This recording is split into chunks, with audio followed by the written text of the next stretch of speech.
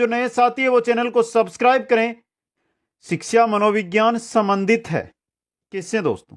अधिगम कर्ता से हैं, अधिगम प्रक्रिया से हैं, अधिगम स्थितियों से हैं। उपर्युक्त सभी से संबंधित है शिक्षा मनोविज्ञान दोस्तों।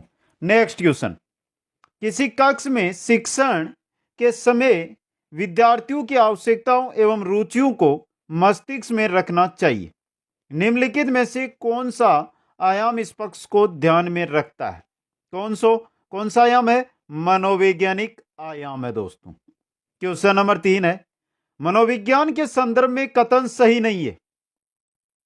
आत्मा के विज्ञान के रूप में मनोविज्ञान होती है, तर्क के विज्ञान के रूप में मनोविज्ञान नहीं है। मन के रूप में, चेतना के रूप में, व्यवहार के रूप में। ऑप्शन 2 यहां पे।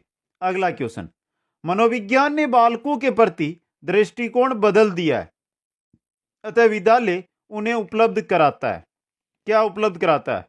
उपयोगी अनुभव दोस्तों।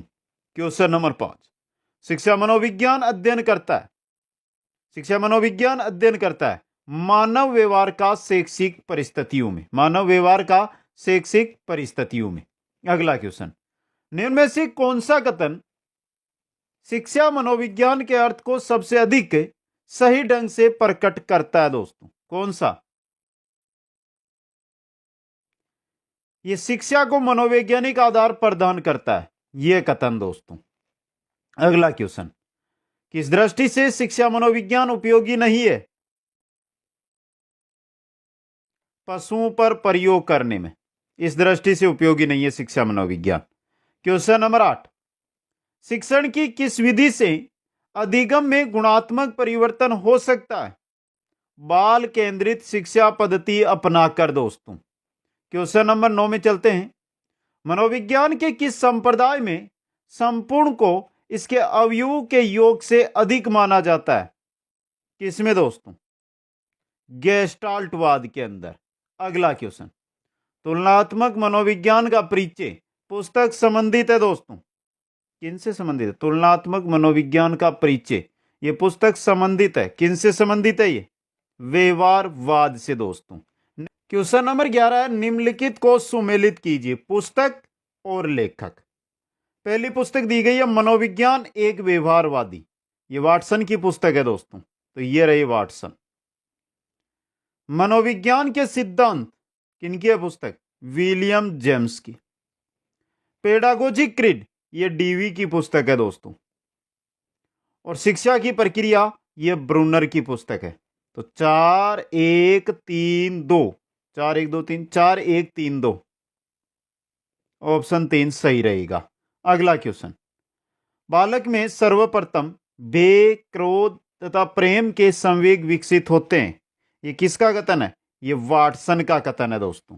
नेक्स्ट क्वेश्चन है, सांवेगिक विभेदीकरण का सिद्धांत किसके द्वारा प्रस्तुत किया गया? किसके द्वारा?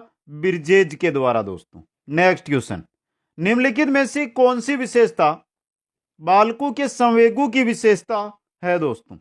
ये क्षणिक होते हैं, पहली ही विशेषता है।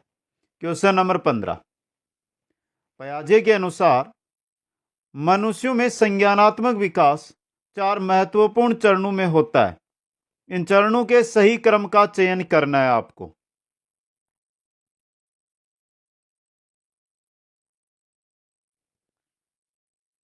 पियाजे के अनुसार जो 4 महत्वपूर्ण चरण है, ये आपके हैं 4 नंबर में, संवेदी तंत्रिका, पूर्व संक्रियात्मकता, तर्क बुद्धि संक्रियात्मकता और औपचारिक संक्रियात्मकता।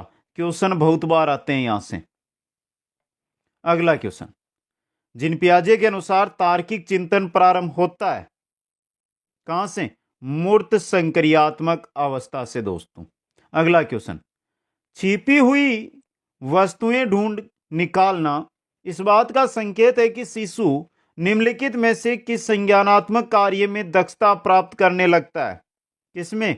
वस्तु स्थायित्व में दोस्तों। क्वेश्चन नंबर 18 देखिए, यह तथ्य कि बच्चों को सांस्कृतिक रूप से प्रासंगिक ज्ञान की आवश्यकता होती है, निम्नलिखित में से किस व्यक्ति से संबंधित है? किससे है? लेव वाइगोत्स्की से दोस्तों। क्वेश्चन नंबर 19 है, बच्चे दुनिया के बारे में अपनी समझ का सृजन करते हैं, इसका श्रेय को जाता है, किसको जाता है?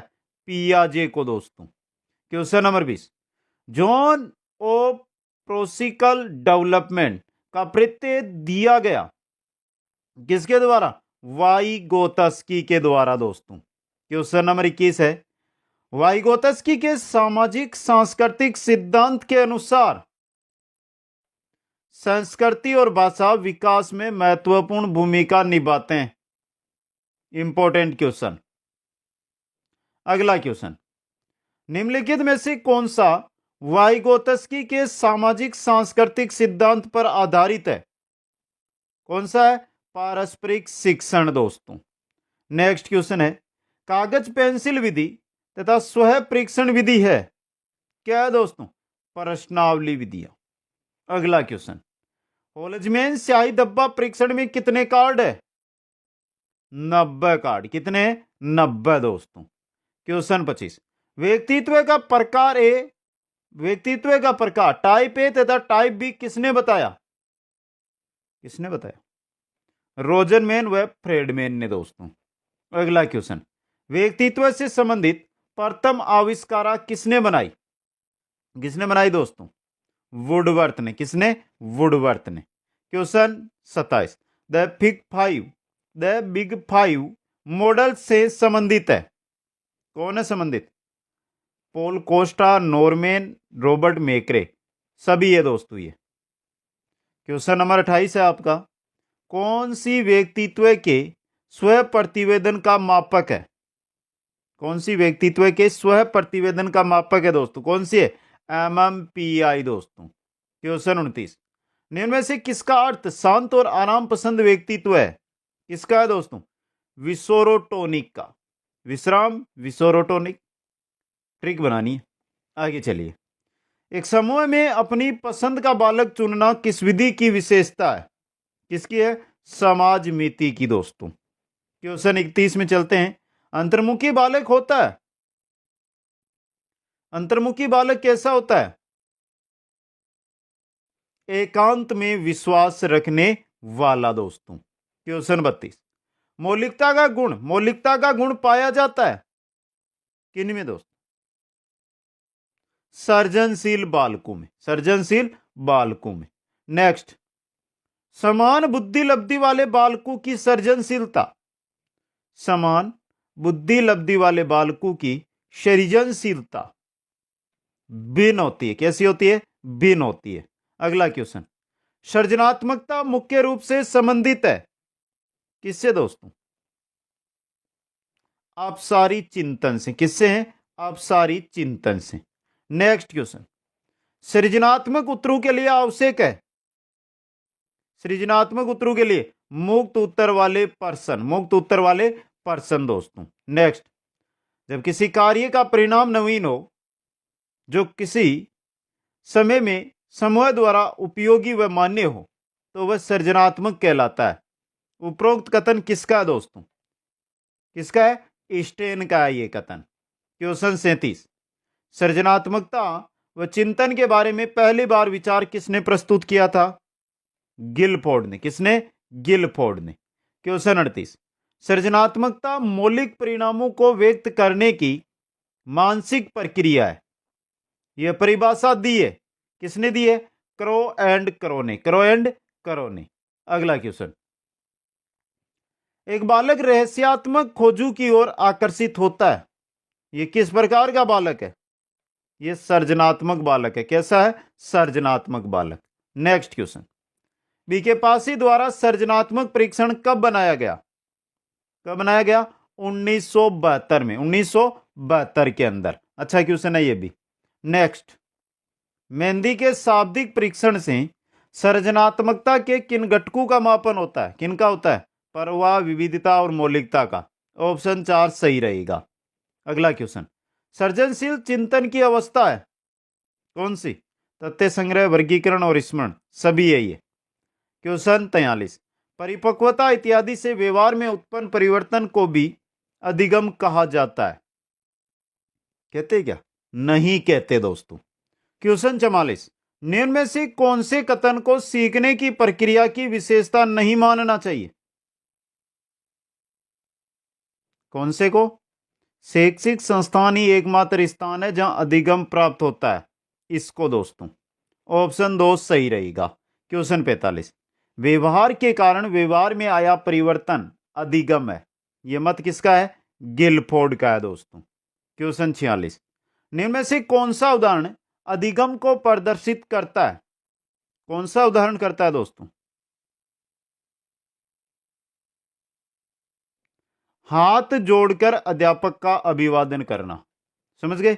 नेक्स्ट, निम्न में से कौन सा अधिगम का क्षेत्र नहीं है? कौन सा नहीं है? आध्यात्मिक नहीं है दोस्तों। क्वेश्चन 48, सीखने की प्रक्रिया में विद्यार्थी द्वारा की गई त्रुटियों के संबंध में आपकी दृष्टि से निम्नलिखित में से कौन सा कथन सर्वोत्तम है? त्रुटियां अधिगम प्रक्रिया का भाग है, यह सबसे बेस्ट है दोस्तों। क्वेश्चन 49, अधिगम का व्यवहारिक सिद्धांत निम्नलिखित है, कौन सा है दोस्तों? सभी है ये, उपयुक्त सभी। संबंध प्रतिक्रिया सिद्धांत, स्किनर का क्रिया प्रसूत अधिगम सिद्धांत और प्रबलन सिद्धांत। नेक्स्ट, निम्नलिखित में से कौन सा आशुबेल द्वारा दिया गया अधिगम का प्रकार नहीं है? विभेदीकरण सीखना, यह नहीं है दोस्तों, पहला ही आपका। क्वेश्चन 51 है, निम्नलिखित में से कौन सी अधिगम की विशेषता नहीं है?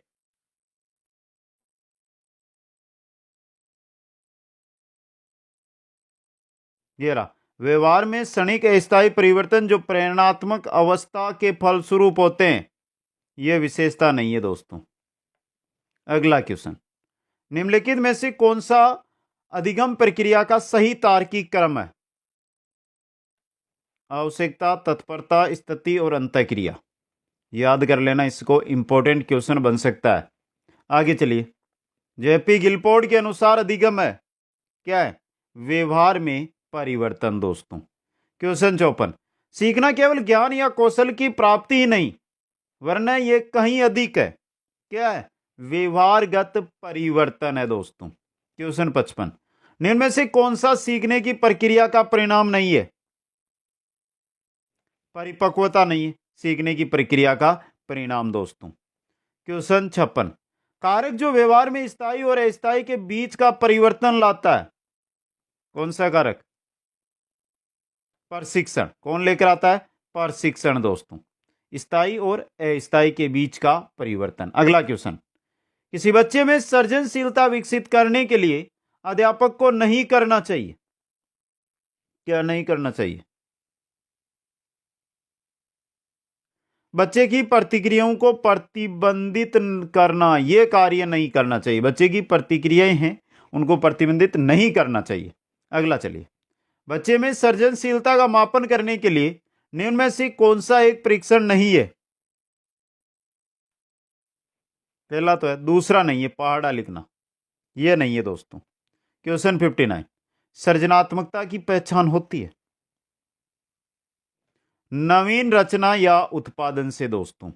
अगला क्वेश्चन, बच्चे तब सर्वाधिक सृजनशील होते हैं जब वे किसी गतिविधि में भाग लेते हैं।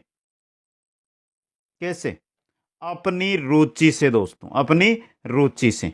अगला क्वेश्चन, निम्न में से कौन सृजनात्मकता से संबंधित नहीं है? यह सृजनात्मकता, मितव्ययता सृजनात्मकता से संबंधित नहीं है दोस्तों। नेक्स्ट, सृजनात्मकता की पहचान के लिए गिलफोर्ड ने जिन परीक्षणों का निर्माण किया, उनके द्वारा सृजनात्मकता विभिन्न गुणों का मापन करते हैं। निम्न में से कौन सा विकल्प केवल उन गुणों को अंकित कर रहा है? कौन सा है विकल्प? निरंतरता, लोचनीयता, मौलिकता, विस्तार। ये रहा 4 नंबर वाला इंपॉर्टेंट क्वेश्चन। आगे चलिए, एक बालक सामान्य वस्तु के नए नए उपयोग करता है, यह क्या दर्शाता है? सृजनशीलता। क्या दर्शाता है? सृजनशीलता। नेक्स्ट, निम्न में से कौन सा शिक्षार्थियों में सृजनात्मकता का पोषण करता है?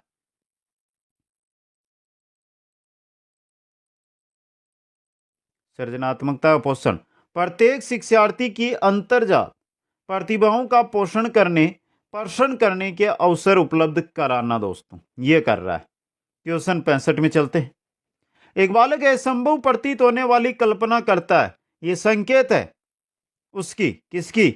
सर्जनशीलता की दोस्तों। नेक्स्ट, सृजनात्मक बालकों में निम्नलिखित में से कौन सा गुण नहीं पाया जाता?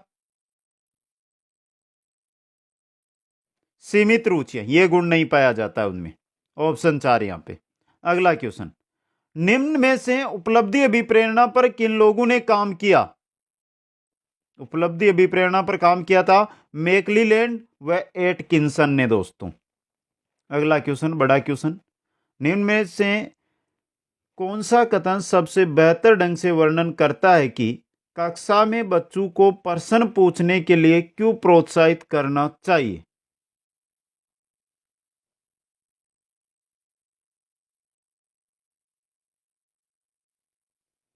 तो ये रहा, प्रश्न अन्योन्य क्रिया के द्वारा अधिगम को आगे बढ़ाते हैं तथा संकल्पनात्मक स्पष्टता की दिशा में बढ़ते हैं। ऑप्शन 2 यहां पे। क्वेश्चन 69, सीखने की प्रक्रिया में अभिप्रेरणा शिक्षार्थियों में सीखने के प्रति रुचि का विकास करती है दोस्तों। ऑप्शन 1 सही रहेगा। क्वेश्चन 70, निम्नलिखित में से कौन सा प्राकृतिक अभिप्रेरणा का उदाहरण नहीं है? प्यास, प्रतिष्ठा क्या प्राकृतिक अभिप्रेरणा नहीं है दोस्तों? प्रतिष्ठा, सुरक्षा है, भूख है। आगे चलिए, सशक्त अभिप्रेरणा सीखने का प्रभावशाली घटक है। इसे बालक शीघ्र सीखता है। क्या करता है? शीघ्र सीखता है। क्वेश्चन 72, प्रेरक के अंतर्गत सम्मिलित है। प्रेरक के अंतर्गत क्या सम्मिलित है दोस्तों? बता दीजिए एक बार। अच्छा क्वेश्चन है ये भी आपके लिए। प्रोत्साहन है, आवश्यकता है, प्रबल प्रेरणा, यानी उपरोक्त सभी आपके। ऑप्शन 4 यहां पे सही रहेगा। अच्छा क्वेश्चन, आगे चलिए, एक आंतरिक मानसिक दशा जो किसी व्यवहार को आरंभ करने तथा बनाए रखने को प्रवृत्त करती है कहलाती है? क्या कहलाती है? अभिप्रेरणा कहलाती है। नेक्स्ट, उत्तेजना व्यक्ति को सहायता प्रदान करती है किसमें? उद्देश्य प्राप्ति में दोस्तों। अगला क्वेश्चन, स्वाभाविक प्रेरक है यहां पर अनुकरण है दोस्तों, अनुकरण। अगला क्वेश्चन, कौन सा प्रेरक अर्जित प्रेरक नहीं है?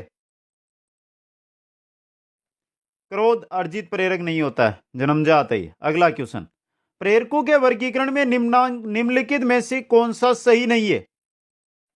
सामाजिक, स्वाभाविक, मनोवैज्ञानिक, व्यवहारिक, यह सही नहीं है आपका। क्वेश्चन 78, चिंतन क्या है? प्रतीकों का प्रयोग ही चिंतन है दोस्तों। नेक्स्ट, चिंतन अनिवार्य रूप से संज्ञानात्मक गतिविधि है। क्या है? संज्ञानात्मक गतिविधि। नेक्स्ट, अभिप्रेरित व्यवहार की कुछ अपनी विशेषताएं होती है। निम्नांकित में से किसे इन विशेषताओं की सूची में नहीं रखा जा सकता?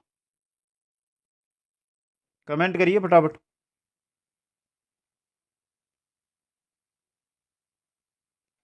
अभिप्रेरित व्यवहार में रक्तचाप, हृदय गति व श्वसन गति तीव्र हो जाती है। इसको अभिप्रेरित व्यवहार में नहीं रखा जा सकता विशेषताओं में। ऑप्शन 4 यहां पे।